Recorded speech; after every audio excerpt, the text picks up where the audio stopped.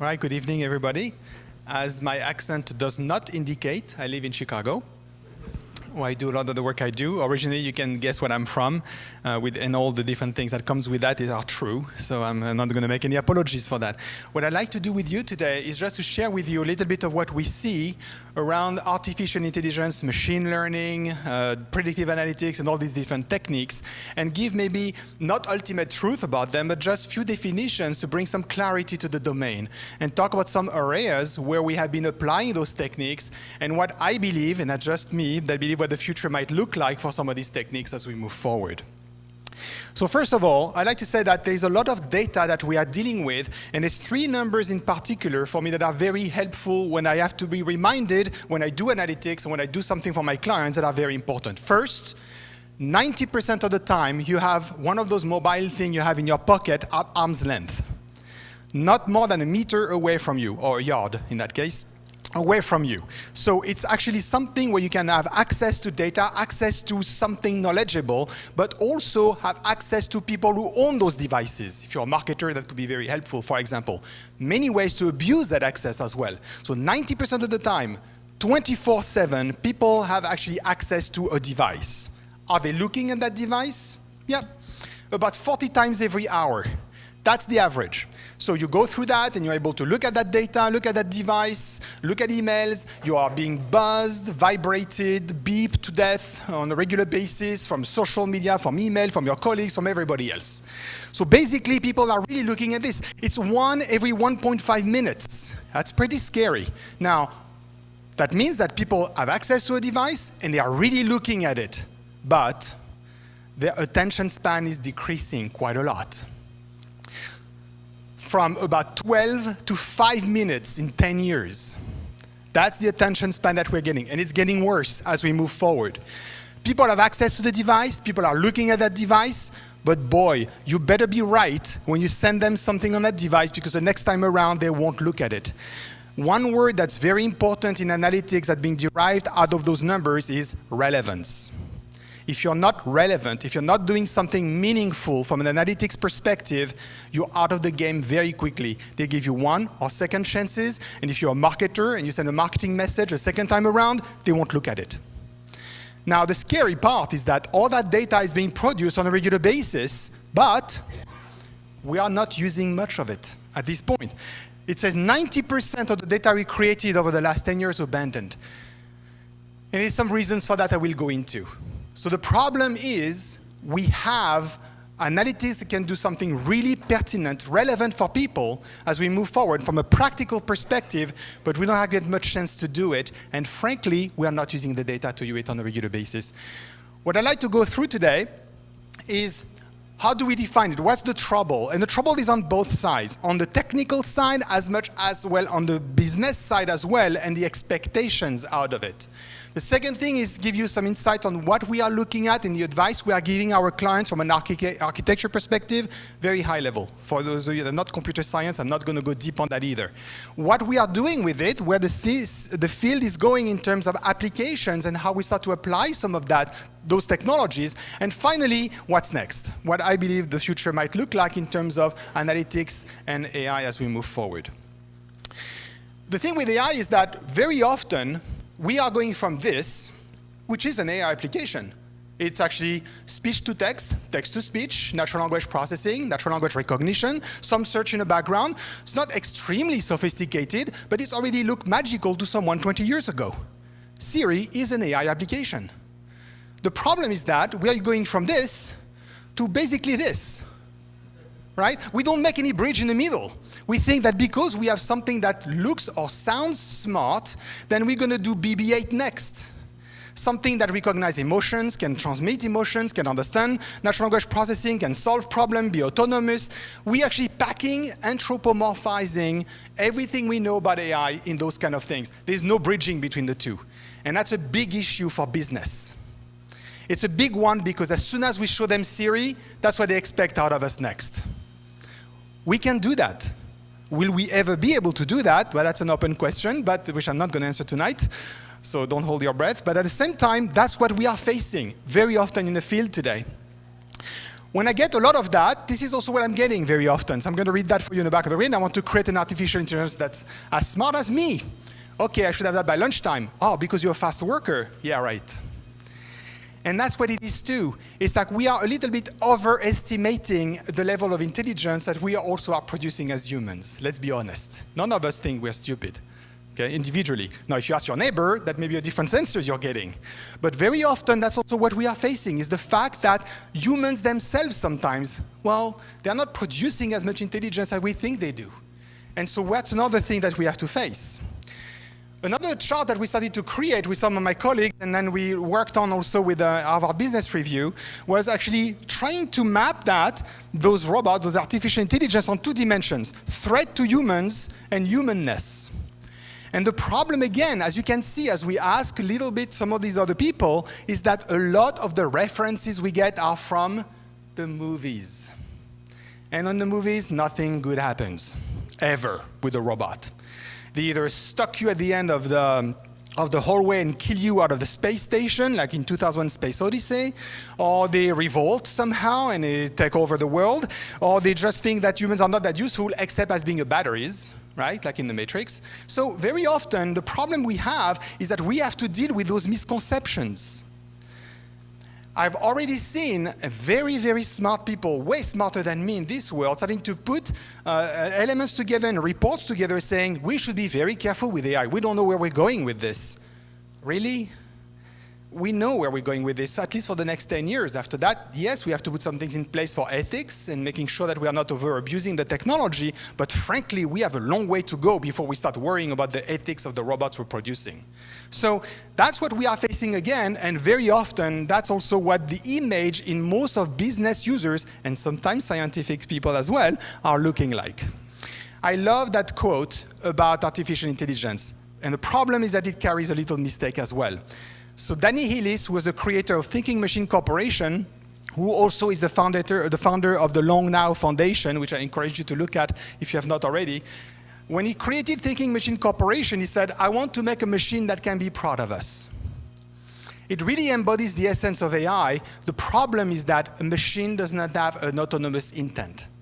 The intent a machine has is the intent we program into it. A machine does not want to survive, like we've seen in the movies very often, or at least not yet, and this for a long time. And that's what the issue is looking like. We anthropomorphize those systems so much that at the end of the day, we are actually making it opaque, and we cannot really understand what they are trying to do. So I'm going to offer a few definitions. Again, they're just to bring some clarity, and that's what I use with my clients when I start talking about artificial intelligence and the rest of it. Cognitive computing. That's the first thing we start to talk about. Cognitive systems are systems that understand the world, can communicate with it, reason about it, understand what's happening, and can actually interact with that world to reason and be able to generate some thinking, in quote. We are cognitive systems. All of us here in this room are cognitive systems. That's what we do. We are biological cognitive systems. So the idea is to say, okay, can we actually mimic those systems? Yes, that's what AI does. AIs mimic or try to reproduce some of these cognitive capabilities using computer programs. Again, mimic. When we say a system learn, we don't mean it the same way that a human learns. Or when a system understand, we don't mean it the same way that a system understands either. It's that contribute to confusion when we start to move forward. Machine learning is a form of artificial intelligence. It's one of the techniques we use for AI.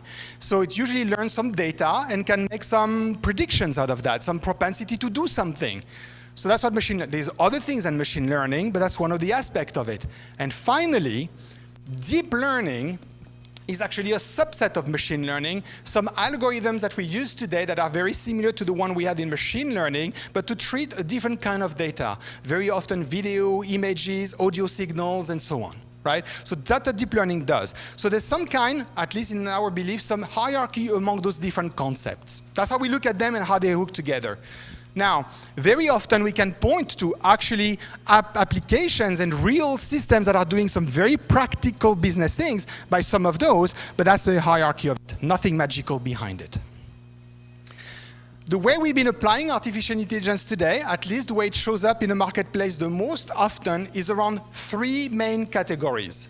The first one is what we call expert systems. And I will talk about, it's not the word that we used to use a long time ago. We use that word expert systems already. But they are systems that embody some knowledge about a particular field, has been able to ingurgitate a lot of data to draw correlations among that data that as humans we might not have been able to do because we are kind of limited in the amount of data that we gather, okay? So I'll give you examples of what I mean by expert systems that are experts.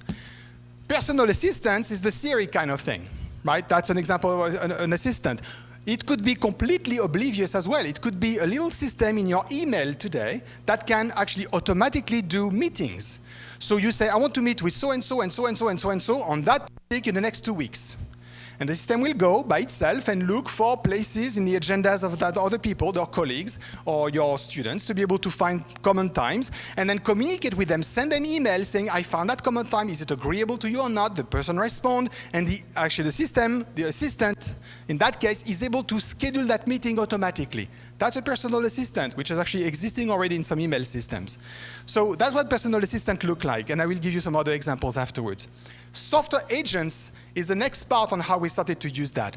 Autonomous vehicles are a great example on how we use those kind of systems. They are autonomous programs that capture some logic and do operate in an autonomous basis. So they're capable, where they are in their context, to gather the data, maybe communicate with other agents as well, or with a central entity, to be able to send that data back and forth and autonomously react or enact some actions. That's what software agents are. We base a lot of these techniques and applications on some other principles, like natural language processing, obviously, like agent-based computing as well, machine learning mechanisms, and so on, autonomous reasoning. So a lot of these techniques have been known for quite a long time, but now are starting to come at scale to solve real business problems. So basically, at least so far, from what I'm talking about almost on a daily basis with my clients, is based around those kind of techniques and how they have been applied. So, in summary, AI, artificial intelligence, does not have common sense. Okay, that's not what it does. It doesn't have an intent either. It doesn't think like we do, or even like some of the most basic biological machines or systems would do. It doesn't have self-awareness or consciousness. If you're a Star Trek fan, you know what I'm talking about. And if not, I'd be happy to talk to you afterwards. And we have been doing this for quite a long time, actually. My dissertation advisor used to say that quote, and that I like very much, there's no intelligence in artificial intelligence. And I like that quote because it puts things in context in saying, well, yeah, there's a lot of things we can be doing from a computational perspective that mimics and can fool a lot of users, but frankly, in the background, it's a lot of processing as well. We are biological processors, so we can say that a lot of that what we are doing is actually based on some of that too, but what we are doing here is very simple. Really, frankly, very simple. So what we're starting to look into going forward is to be able to say what are the elements that allows us to do what we are doing. Let's start with the data, because everything starts and ends with the data. Data really is not just the volume that we have to deal with, which is here on the lower right-hand corner, when we know that we are getting, that data is becoming overwhelming. Not news. 20 years ago, I worked with AT&T on a machine learning problem, and we had 20 gigabytes of data. That was a nightmare. 20 gigabytes. How to transfer it, how to store it, how to use the algorithm, how to scale the algorithm on that data. Today, 20 gigabytes, it's $5 on any Cornware store here on the USB drive. Today, we're dealing a lot more. So big data has always been big. It's being differently.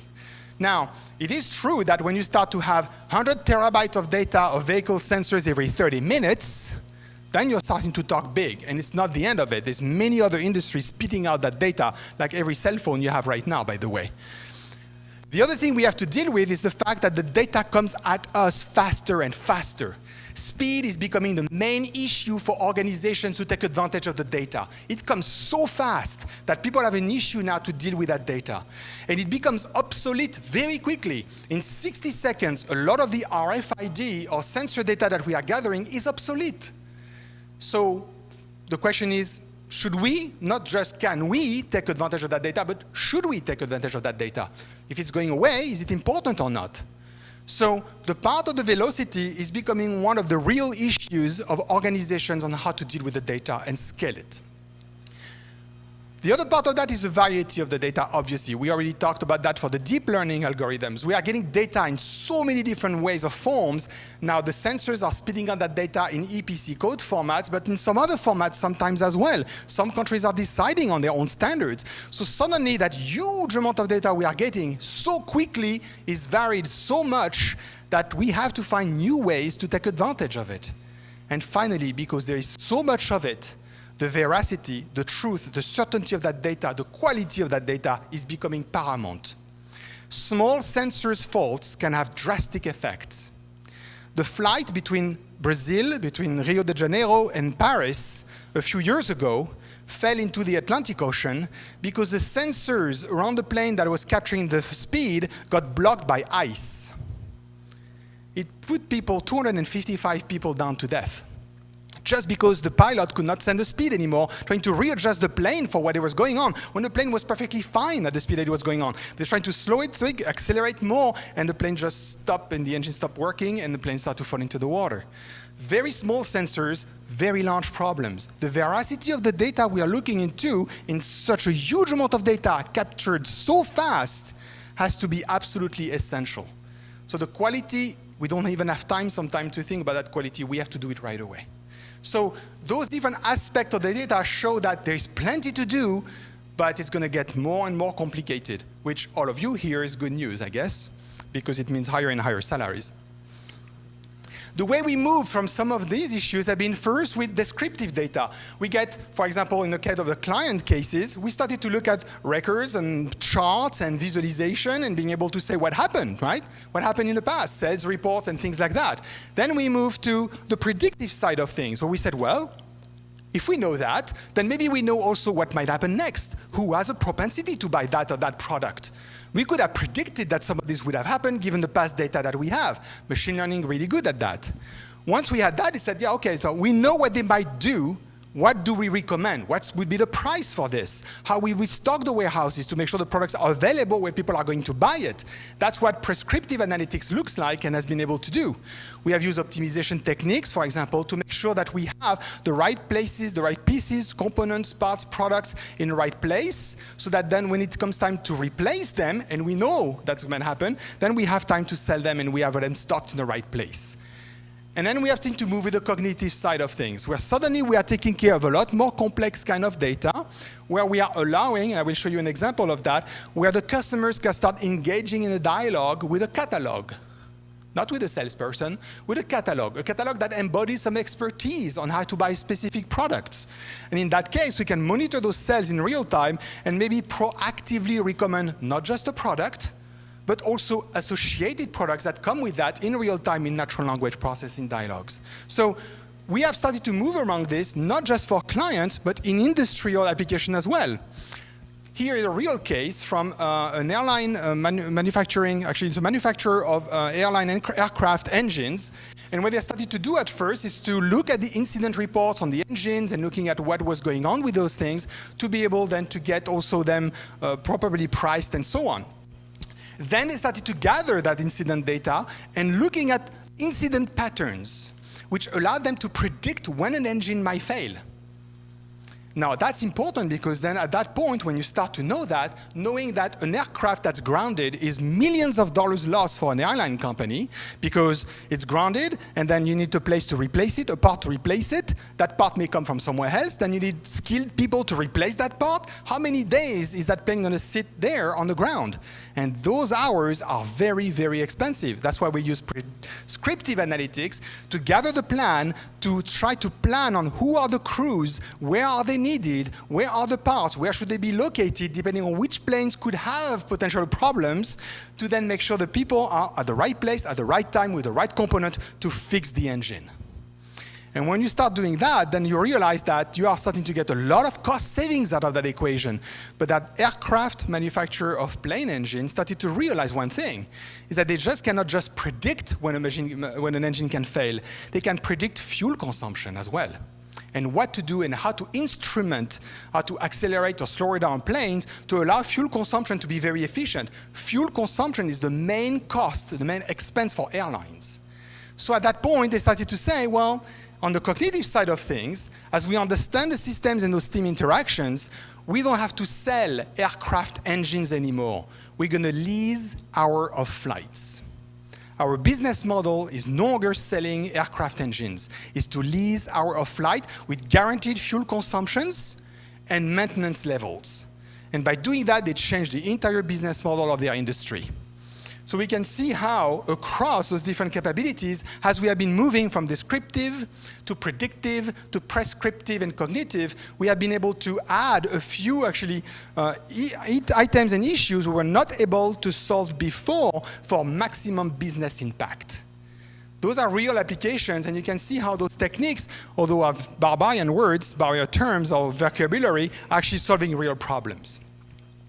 When we talk to our clients on how to orchestrate some of those part of that, we use a very, very high level, I'm not going to go too down in the architecture, a very high level chart on saying, okay, to this day, you have started to put a lot of this system in place to deal with the people that are actually making part of your ecosystem. Now, part of those people are, of course, your customers, because there's no business without a customer, obviously. And part of that, you've built CRM systems or anything around that. You're gathering a ton of data from those systems on an hourly basis, on a daily basis. The partners and the ecosystem platform that are becoming so important today to complement your product or to fuel your product and your procurement have also started to generate a lot of systems on a regular basis and a lot of data as well.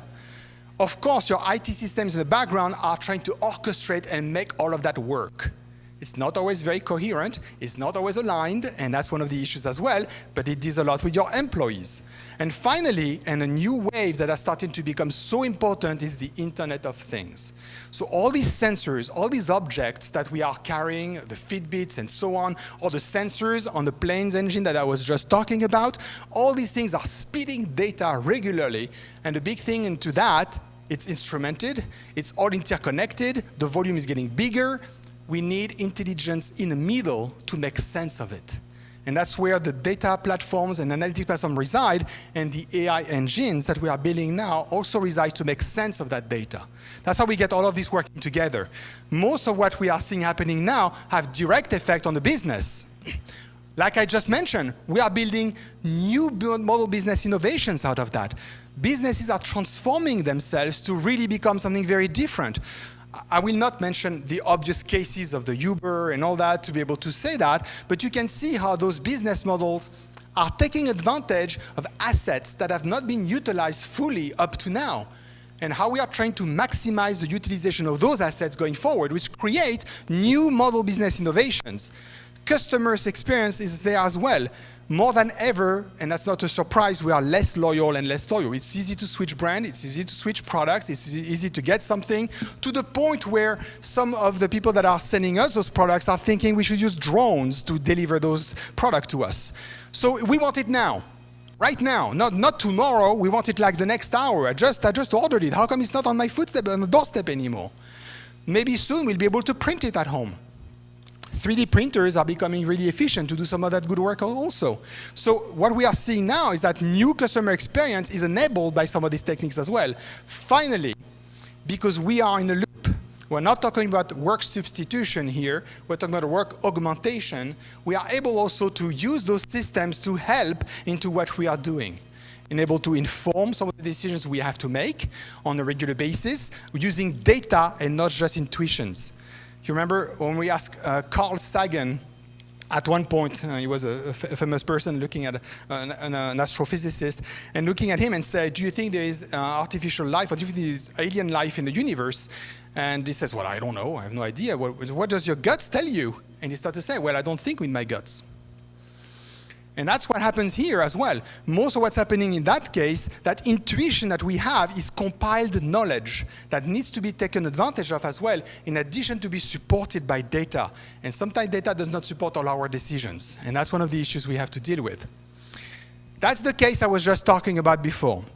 That aircraft manufacturer, Pratt & Whitney, as you can see, the business results, because you have to document those business results coming out of those applications, obviously, is telling us that they've done quite well in the prediction, 100% of the failures, being able to do some of that. The accuracy was very high as well, and for them to be able to look at that progression was not one thing either. It was progressive. So first, we started to think on how can we predict failures. Then we started to think, but wait, with that data, we can predict fuel consumption. But wait, with that data, we can guarantee service. We are a service company. Thanks to the cloud, where we could upload the data from a 15 minutes basis, so storage was no problem, to all the analytics capabilities we had in the background, we could actually turn that new business model. That's one of the very important transformation story that we've been talking about. It's an evolution, though. We didn't say right away, oh, great, we're going to do leasing hour of flights now. We're not going to sell engines anymore. It's a progression. So you have to start somewhere before you start doing that as well. One of the real cases that I started to work with right now is Porsche. And what they started to do, actually, is to say, you're gonna buy a Porsche. Well, actually, no. You're going to buy a Porsche. You're going to buy the brand. And then on the weekend, if you go with your family somewhere, you can have the Cayenne. And maybe in the week, if you want to drive to office, take a 911. And maybe if you want to have your family going somewhere to the restaurants, then take a Panamera. So you're not buying a Porsche anymore, you're buying Porsche, you're buying the brand. And the company will figure out a way for you to drive any model you want as you bought that brand. It's a brand experience. And the CFO of Porsche so far has been saying that because of all the data that they've been gathering for so long now, the drop in price, the drop in revenue that they've experienced should be really momentary because they have not taken advantage of all the data they possess for that. And the service example I just gave you with the plane engine is not good enough for Porsche. It's not. It's not going to solve their problem. So that brand buying is becoming one of the main attitudes that they have. Radical way, different way of seeing. Up to this date, when we bought a car, except for the first car ever, the Ford T, which was only one model, you actually got many models or have to choose your model. Not anymore. You're getting back to the brand, and they can deliver the service to you on a regular basis. And they bring the cars to you, by the way. So what we are seeing now happening is a lot of the issues getting on the pragmatic and learning and machine learning on AI. One of the things we've been talking about is that expert system idea. And the one I would like to talk about is the North Face that we did for North Face. So the idea they had as an expert, who's not just an expert in medicine or anything like that, but an expert seller. North Face hire people, usually, that are actually knowledgeable and put them into the corner of the store if you are going to mountain climbing, if you're doing snowboarding, if you're doing some trekking. These people have done that before. They've been doing that. They're expert in this. They capture that knowledge into a single interface, and instead of saying, going to the catalog like you do now, right? I want a jacket, so I put jacket, snow, whatever, and I get one item. What you do is ask you a question in natural language. What are you trying to buy? Well, I'm going to Tibet in about 2 weeks, and I would like to buy a jacket. Okay. The system understands about 2 weeks. We are in October. It's going to be probably November. Around the time you get there, it's going to be cold, so it's a winter season. So the system understands that in the background as a context. And then what it's going to do, it's going to look at all the jackets that are available. Are you going alone? No, I'm going with so-and-so. Okay. Are you taking this or this with you? Have you already that kind of equipment with you? As I live in Chicago, I'm quite equipped for the cold, for example. So chances are I have a lot of these items already for me. Do you have boots with that as well? And the system with that dialogue will build a set of relevant products for you and then display those products only. It's very powerful for the brand because they can then start to talk about your travel journey rather than your buying a jacket experience. They try to tie it up as well to some other domains and give you some relevant answers for what you're trying to do. And it's quite revolutionary for retail at this point. The other example is, of course, the Watson example. If it plays and if the sound works, even the image says the story, so I'm just going to play the image. There are over 12,000 diseases in the world. Some take years to diagnose and treat. How can doctors find insights and a body of medical knowledge that doubles every 5 years?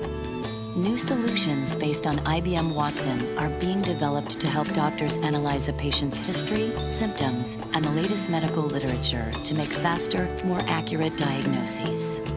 Hello, my name is Watson. Let's build a smarter planet. What I like about that video is quickly show you what an expert system can look like when you start applying some of that knowledge. It's there to assist. It's not there to replace, okay? So give a propensity of what its conclusion could be with an explanation on how it came to those conclusions, which is very important in that case, and only helping the physician in that case to make that determination. But it shows how you have to accumulate so much information and so much knowledge to be able to determine some of these recommendations. Again, we are pretty far away from a universal system like that. It can really treat with very specific diseases, very specific domains, and everything else as well. But it shows how an expert can work in that circumstance. The other one, a personal assistant. It's not new. The best example of a personal assistant I've ever seen was done in 1987 by Apple. The head of research, Kei-Fu Lee, at the time, started to envision what a personal assistant might look like. The knowledge is called the Knowledge Navigator video. On YouTube, you can go on YouTube and look at it. It's amazing. In 5 minutes, it's giving you what we are barely starting to do now. So it's not a new idea at all. That system is remarkable in its sense of context and how it can mix different kind of contextual ideas into one personal assistant idea as well. And again, it's pretty far. Most of you were not even born at that time, I guess. So today, we see some of that manifesting itself as well, completely hidden in the background. In that case, that's an American airline application, which I use quite often, way too often than I wish I would.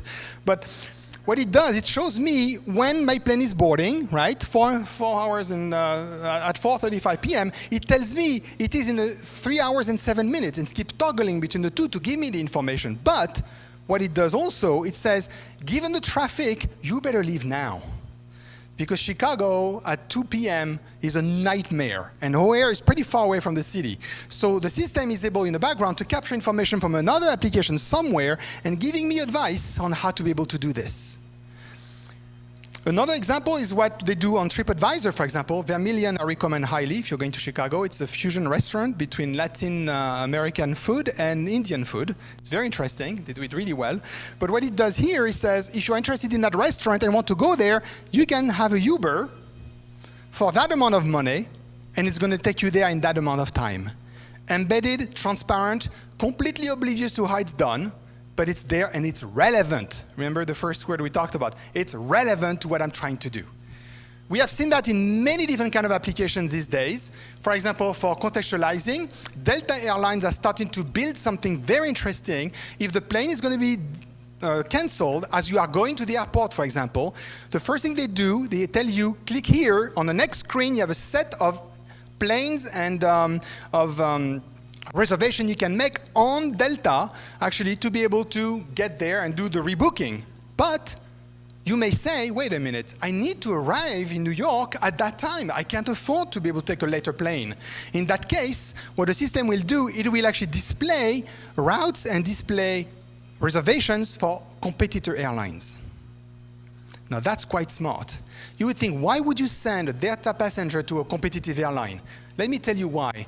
It's because you're telling the passenger, your business, the promise we made to you matters more than the revenue we might get from your ticket. We promised you something, we'll deliver on it. They've seen a 27% loyalty increase out of that application because they care. Well, it's not altruistic, believe me, of course. It's a pretty smart trick, actually. But it works. And it shows, actually, that the system is actually doing that quite nicely. The second one is on recommendation. Mint, that was acquired by Intuit, ultimately, was doing something on recommendation, automatic recommendation for investments.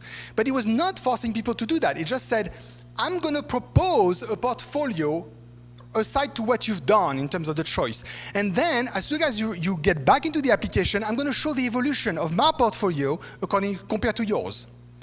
And if you switch only one phone to my thing, this is what you would have gotten in addition to it. And little by little, the system does that, and what it does in the background, it establishes trust. It's not forcing anything, just giving you advice, but showing what you would have done. Simulation and trust becomes important. Out of trust, we get permission, and little by little, people start switching. Why have they started building this? Fidelity, in an analysis not long ago, realized that people are paralyzed by choice. If you give people 15 phones or 25 phones to choose from, they won't choose anything. They're scared, they're paralyzed, they think they're not experts. But if you give them 3 phones, they're like, really? 3 phones? You want me to choose? You don't have much choices for me. The ideal number is between 5 and 7. Because you say, I can recommend those 7 because they are relevant to you. Nonetheless, you have the freedom to make those choices on your own if you want to. Or I can help you further if you want me to do that as well. So what Mint has done here, beyond just recommendation, is building trust with the user. Another example that was quite fun was to do with Body Fit Media, which I worked with Weight Watchers, which is also headquartered in Chicago. And what they were doing here is to say, I'm going to look at the Fitbit or whatever device you have on you that's going to monitor how many paces you've made. I'm going to calculate the number of calories you burned. And then if I figure that you are in the office today, tonight, instead of taking the usual route to walk back home or bike back home, I'm going to recommend an alternate route, which is going to be longer, help you burn the calories you need to burn so you can have that piece of chocolate in the evening if you want to. Recommendation, highly personalized, proactively done, and very, very contextualized, really unique to people. That has captured the imagination of a lot of people as well and helped Weight Watchers to augment their membership by about 11%, which is quite a lot, especially in the men community. So what we're starting to see here are systems that are able to recommend, but are they able to take action? The last one is the Nest, of course, system, which learns by what you are doing. It just doesn't ask you to program anything. Just look at what you are doing, how you are setting the different temperature at home and everything else. And the system is able then to modify and program itself to replicate that behavior, depending on whether you're home or not, when you get home, when you get off home, and so on, and start to program itself to generate the temperature by itself as well. You can control some of that with your app, of course, but most of that is done automatically on your behalf. What we are starting to see now, more and more, is the fact that a lot of these systems are able to look into what we call the personal assistant systems, beyond that to the autonomous agent. When I work with car manufacturers these days, there are 6 areas we're looking at in terms of autonomous agents and being able to integrate them. They go from self-integration, so the system of the car is able to integrate the system at home or with your own system. So for example, I get into my Tesla today, and the Tesla would say, well, I see on your calendar that you have a meeting in the office at about 8 a.m. The traffic is such that you're going to be late. You're not going to make it. Regardless of what route I choose, you're not going to make it. Do you want me to put your personal assistant on the phone so you can call her or him in order to reschedule or to actually let other people know that you're going to be late? It's quite amazing. Part of that is linked to the fact that the system can self-integrate with your own systems and take what's most essential, which is your calendar, because your calendar, very often on a professional basis, is your life. What we are seeing to see also some systems doing is self-healing. Tesla is notorious for that again because of most of what the systems are being operating within the car are all program systems. So they can self-update, auto-update on a regular basis on what they are trying to do as well. What I've seen also happening, which is very interesting, is the self-driving part, where in addition to being able to autonomous driving, what the car can do also is make recommendations. So for example, you are in a big city and you're going to a traffic light. If the city is equipped with those smart sensors, and we see that in Sweden, you can actually have the car slow down to the extent that when it gets to the light is going to be green. Cost saving in fuel, cost saving in emissions, and so on. Again, last week I was with a large auto manufacturer in China, and that's exactly what they are trying to do, as the pollution is a big nightmare for them. So they are equipping a lot of the systems that are traffic systems with what they are doing here, and many other examples as well. Those are autonomous systems, and that's the area where we see the most progress today because it makes the most sense on a commercial basis. What's next? What we are seeing happening now, more and more, is that data are becoming at the edge of the network.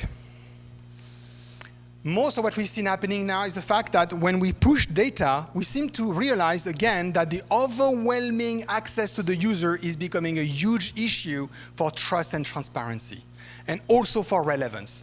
So I do believe that as we move forward, we're going to see more and more of that data at the edge of the network, and we're going to only let the relevant data penetrate the system of the user.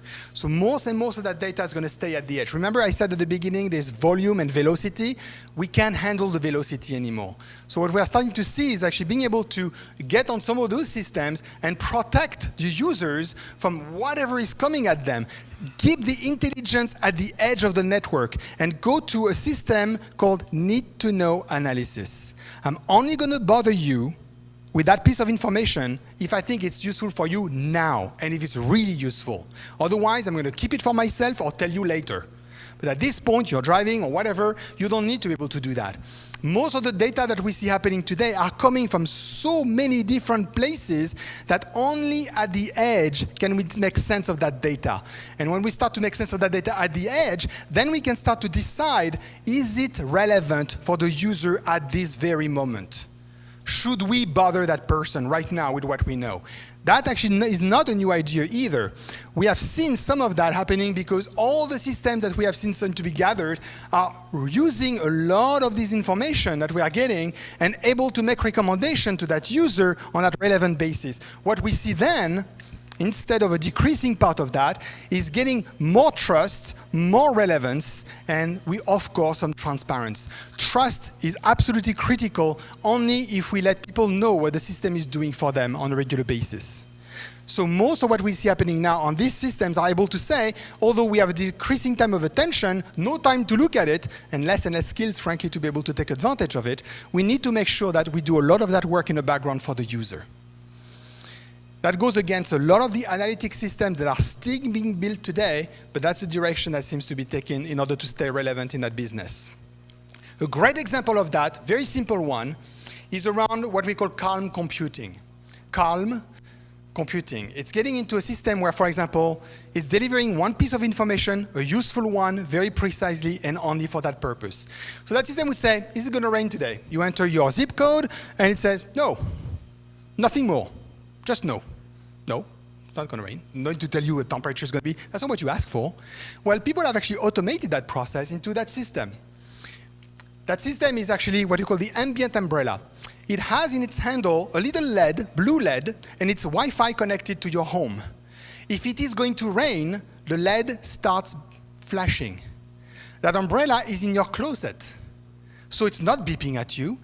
It's only going to be relevant if you open your closet to take your coat. And then you're going to see the umbrella saying, pick me, pick me, pick me. It's going to rain today. But it's not beeping again, nothing disrupting about what it's doing, but it's doing that on a relevant basis. It's highly contextual. And it's all based on these principles of being able to say, what I'm going to do is to deliver that information to you only if you need that information at the moment that you need it, and only that, nothing more. It's based on the calm computing principles that were actually developed about 40 years ago at Xerox PARC, where else, where they invented most of these things, and saying that technology should require the smallest amount of our attention possible. Technology should actually, whoops.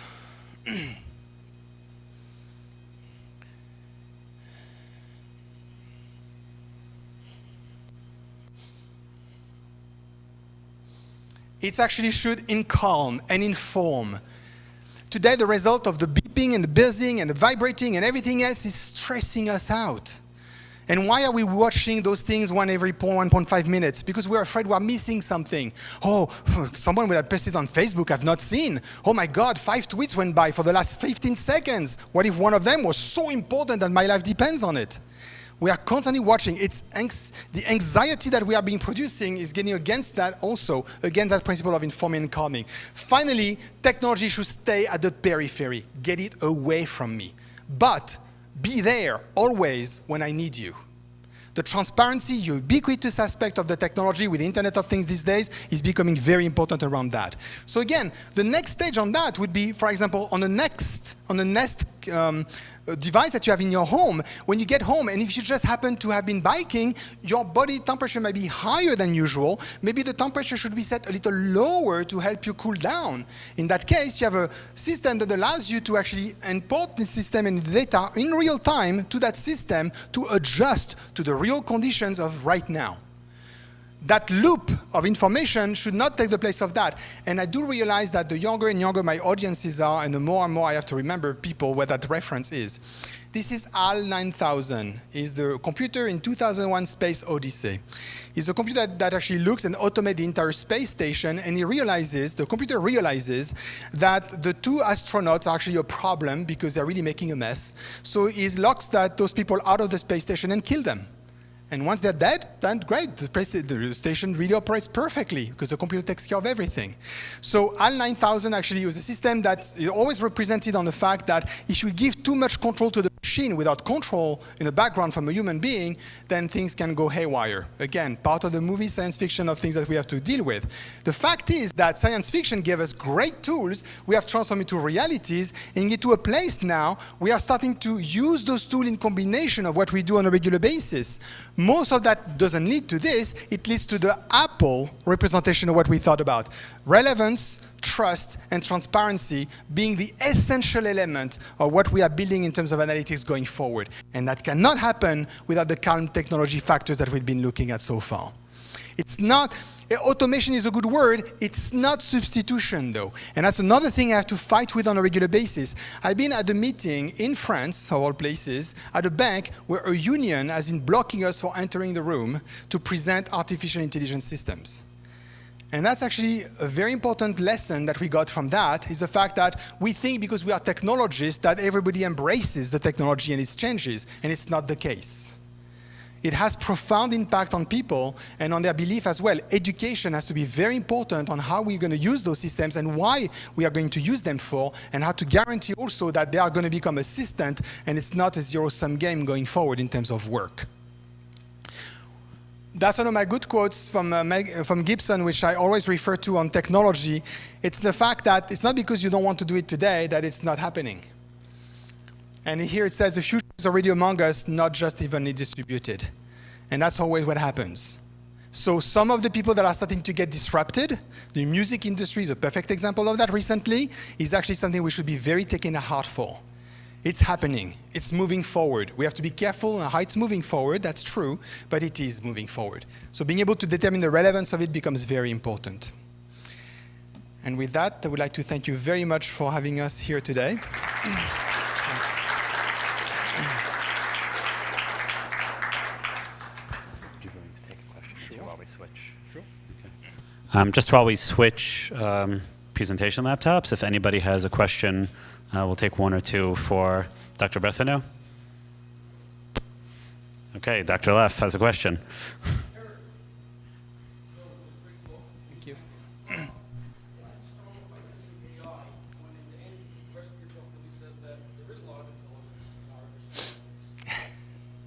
There is seemingly a lot of intelligence in the artificial intelligence. It is true that the systems mimic a lot of what we are doing, but always in a very narrow manner, in a very defined space. For natural language processing, for example, we look at Siri. It's very basic, but if you ask Siri something on oncology, nothing will happen. Or you will say, I really don't understand that question, or something of that sort, right? Or the Alexa is saying. So even in natural language processing, you can look at the generality of it, but as soon as you want to get some questions that are deeper in terms of the knowledge of it, then you reach some of the issues that we are reaching on a regular basis.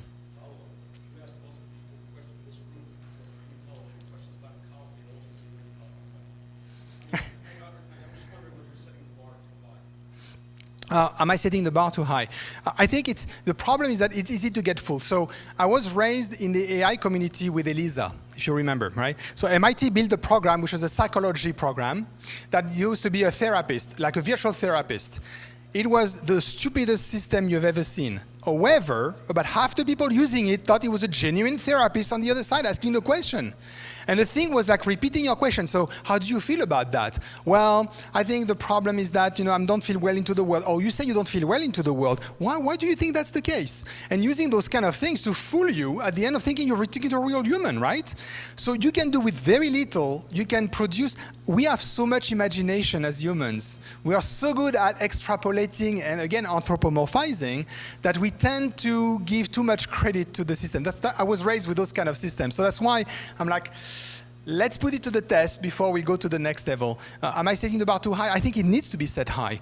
So someone bought me an Alexa system, Amazon Alexa, right, so last Christmas. And the first thing I do is that I ask a few questions. It's fine. It answers when the game is and the temperature and all that. Then I go to my kitchen and I ask a question. There's no answer. Why? Because the damn thing is in my bedroom somewhere. Of course, I'm a Star Trek fan. For me, it's ubiquitous computing. I can have a question wherever I am in a home and get an answer. That's not the case. So technology has that capacity, right, to make us leap forward regularly and be disappointed. Yep. You have a question? Quick. He doesn't have HDMI. Can he use your laptop? He'll email you the slides. Yeah.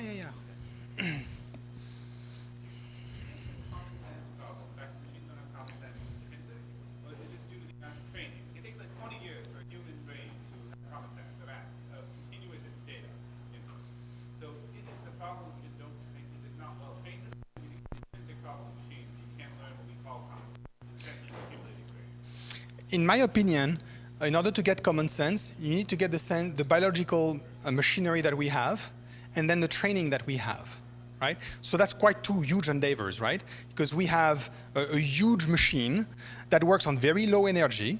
Frankly, it's really efficient in terms of processing, right?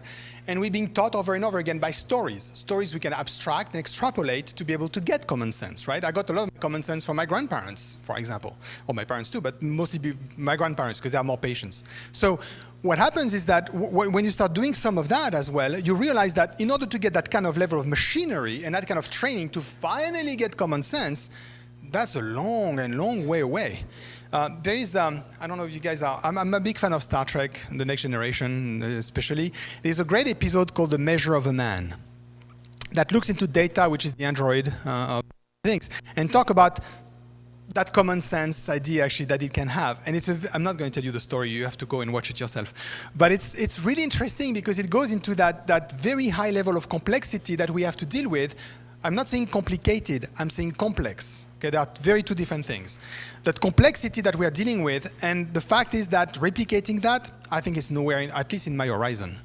So that's the problem with common sense. Common sense has to come from those kind of things. Even Jeopardy, that has been trained on so many examples, so long, with so much technology, doesn't have common sense. It has good trivial knowledge, but doesn't have common sense. I think we need the equipment that we have.